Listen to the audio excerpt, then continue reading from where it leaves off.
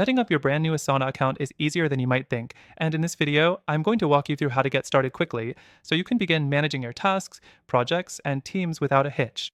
Stick around till the end, because I've got an exclusive bonus offer that you won't want to miss. The first thing you'll want to do when you get started is head to the Asana website. Once you're there, simply click on the Get Started button. You can sign up using your Google account or any email address you prefer. Just enter your info and you'll be good to go. Now, once you're logged in, you'll be greeted by the Asana dashboard. This is where all the action happens. Asana is split into two main sections, your projects and your tasks. You'll notice a few pre-made templates to get you started quickly. Feel free to choose one, but for now, let's set up a brand new project from scratch. The next thing to do is click on the Plus New Project button on the sidebar. Here, you can name your project, choose a template, or start with a blank one. You can also pick a color to organize your project visually. This makes it easy to spot your project at a glance later on. Once your project is created, you'll want to add tasks. To do this, click the plus Add Task button and give it a name.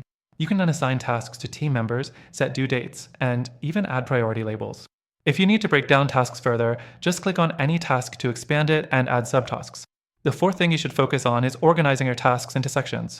This can really help keep things manageable. You can create sections like To Do, In Progress, or Completed to track progress. To add a section, just click on the plus section button and drag and drop tasks into the relevant sections. Next up is setting up a timeline. Asana has a feature that lets you visualize your project's timeline. This will help you see how your tasks fit together and ensure everything gets done on time. To do this, simply click on the timeline view in the top right corner, and you'll see your tasks laid out across the calendar. Now, let's talk about teams.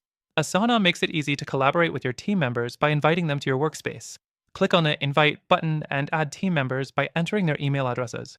Once they accept, you can assign tasks and projects to them right away. The next step is to integrate Asana with other tools you use. Whether it's Slack, Google Drive, or another app, you can easily integrate these tools with Asana to make your workflow more efficient. Just head to the Apps section in the sidebar and choose which tools you want to connect. As you get used to Asana, don't forget to customize your notification settings. This will keep you informed without overwhelming you with alerts.